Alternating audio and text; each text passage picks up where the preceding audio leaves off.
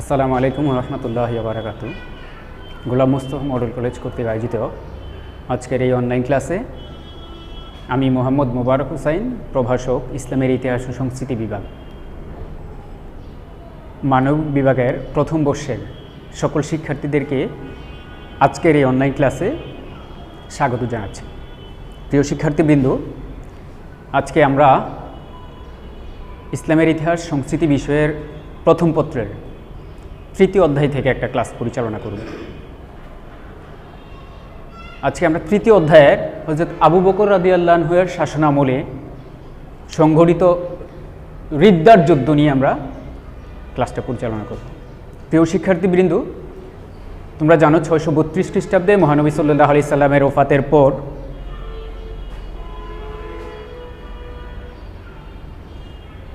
মুসলিম জাহানের পরবর্তী খলিফা কে হবেন এই নিয়ে ছোট্ট একটা বিতর্ক শুরু হয়। সেই বিতর্কটার সুষ্ঠু সমাধান দেওয়ার মধ্য দিয়ে হযরত আবু বকর রাদিয়াল্লাহু আনহু মুসলিম জাহানের প্রথম খলিফা নির্বাচিত হন। আবু বকর রাদিয়াল্লাহু আনহু মুসলিম জাহানের প্রথম খলিফা নির্বাচিত হওয়ার পরে তার মধ্যে যেই চ্যালেঞ্জগুলো আসছিল তার মধ্যে সবচেয়ে গুরুত্বপূর্ণ চ্যালেঞ্জ হচ্ছে রিদ্দার যুদ্ধ। রিদ্দা আরবি শব্দ, এর বাংলা অর্থ হচ্ছে স্বধর্মত্যাগ, দলত্যাগ।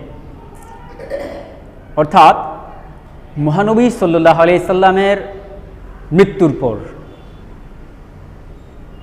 আরব দেশে যারা ইসলাম ধর্ম ত্যাগ করে ইসলাম ধর্ম এবং নবপ্রতিষ্ঠিত ইসলামী রাষ্ট্রের, মুসলিম রাষ্ট্রের বিরুদ্ধে যে সকল লোক ষড়যন্ত্র শুরু করেছিলেন তাদের বিরুদ্ধে আবু বকর রাদিয়াল্লাহু আনহু খিলাফত আমলে পরিচালিত যুদ্ধসমূহকে বলা হয় রিদ্দার যুদ্ধ।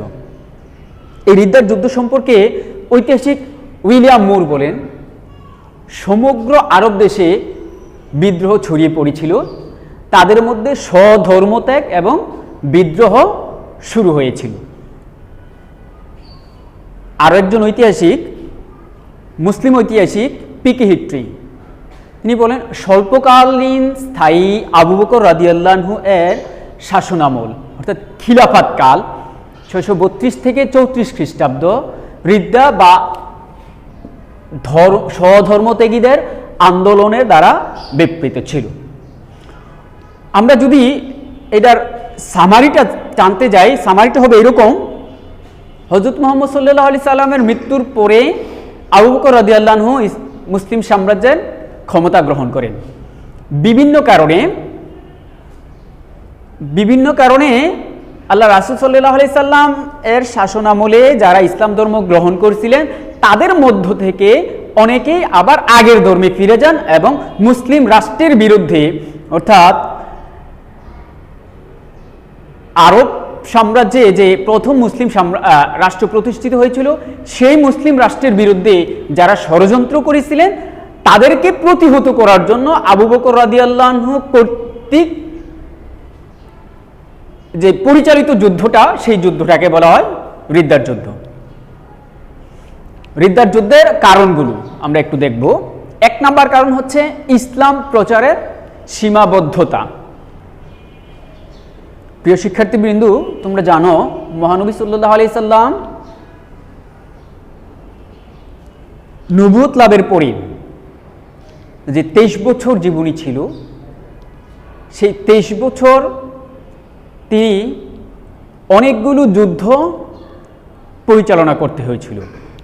এই যুদ্ধগুলো পরিচালনা করা আরব দেশে যোগাযোগ ব্যবস্থার অনুন্নত যোগাযোগ ব্যবস্থা এবং সুনিয়ন্ত্রিত ধর্ম প্রচারের অভাবের কারণে যারা ইসলাম ধর্ম গ্রহণ করছিলেন তাদের মধ্যেও ইসলাম সম্পর্কে সঠিক ধারণা তৈরি হয় নাই এবং ব্যাপকভাবে ইসলাম ধর্ম প্রচার করা সম্ভব হয় নাই, যার কারণে আল্লাহ রাসূলের মৃত্যুর পরে এই যুদ্ধটা সংগঠিত হয়। খাঁটি বিশ্বাসের অভাব। প্রিয় শিক্ষার্থীবৃন্দ, তোমরা হয়তো জেনে থাকবে ফরাসি বিপ্লবের কথা। ফরাসি বিপ্লব ইউরোপে রাজনৈতিক, অর্থনৈতিক, সাংস্কৃতিক এই ক্ষেত্রতে যে একটা বৈপ্লবিক পরিবর্তন এনেছিলেন, অনুরূপভাবে আল্লাহ রাসূল সাল্লাল্লাহু আলাইহি সাল্লাম নবুয়ত প্রাপ্তির পরে যে 23 বছর জীবনী ছিল, সেই 23 বছর জীবনীতে তিনি আরব দেশে ধর্মীয় ক্ষেত্রে, রাজনৈতিক ক্ষেত্রে, অর্থনৈতিক ক্ষেত্রে, সামাজিক ক্ষেত্রে সমানভাবে বিপ্লব এনে দিতে সক্ষম হয়েছিলেন। কিন্তু এখানে আল্লাহ রাসূল সাল্লাল্লাহু আলাইহি সাল্লাম সময় স্বল্পতার কারণে এবং বিভিন্ন প্রতিবন্ধকতার কারণে ইসলাম সম্পর্কে পুরোপুরি ধারণা দেওয়া সম্ভব হয় নাই। যেমন আল্লাহ রাসূল সাল্লাল্লাহু আলাইহি সাল্লাম যখন মক্কা বিজয় করেন, মক্কা বিজয়ের পরে অনেক মানুষ ইসলাম ধর্ম গ্রহণ করছিল ইসলাম ধর্মের মর্ম বাণীটাকে না বুঝেই। শুধুমাত্র তারা ভেবেছিল যদি তারা ইসলাম ধর্ম গ্রহণ করে হয়তোবা তারা আল্লাহ রাসূল সাল্লাল্লাহু আলাইহি সাল্লাম তত মুসলমানদের ক্রোধ থেকে তারা রক্ষা পাবে। শুধুমাত্র মুসলমানদের ক্রোধ থেকে রক্ষার জন্য দলে দলে মানুষ ইসলাম ধর্ম গ্রহণ করেছিল। আল্লাহ রাসূল সাল্লাল্লাহু আলাইহি সাল্লাম এই যে সময়টা, এই মক্কা বিজয়ের পরের মৃত্যুর আগ পর্যন্ত এই ছোট্ট সময় তাদেরকে ইসলাম সম্পর্কে সঠিক ধারণা দেওয়া সম্ভব হয় নাই, যার কারণে তাদের মধ্যে ইসলাম ধর্ম এবং ইসলামী জীবনযাপন নিয়ে তাদের মধ্যে একটা শঙ্কা ছিল, যার কারণে তারা আল্লাহ রাসূলের মৃত্যুর পরপরই তারা আবার আগের ধর্মে ফিরে যায় এবং ইসলামী রাষ্ট্রের বিরুদ্ধে, মুসলমানদের বিরুদ্ধে ষড়যন্ত্র শুরু করে। 3 নম্বর পয়েন্টটা হচ্ছে ইসলামের বিধিনিষেধের বিরুদ্ধচারণ। আরবরা ছিল, তারা কোনো একটা গণ্ডির ভিতরে জীবনযাপন করতে পছন্দ করতো না, উদ্দাম জীবনযাপনে তারা অভ্যস্ত ছিল। তো ইসলাম ধর্ম গ্রহণ করার পরে তাদের জীবনযাপনটা একটা গণ্ডির ভিতরে চলে আসে। তাদের আগের যে অভ্যাসগুলো ছিল জীবনযাপনের ক্ষেত্রে, অফকোর্স এই অভ্যাসগুলো তারা পরিবর্তন করতে না পেরে ইসলামের যেই বিধিবিধানগুলো ছিল এগুলোর বিরুদ্ধে তারা বিরুদ্ধচারণ শুরু করে। যেমন মদ খাওয়া হারাম, তারা মদ্যপ ছিল। 4 নম্বর পয়েন্টটা হচ্ছে মদিনার প্রাধান্য অস্বীকার করা। প্রিয় শিক্ষার্থীবৃন্দ, তোমরা জানো মুহাম্মদ সাল্লাল্লাহু আলাইহি সাল্লাম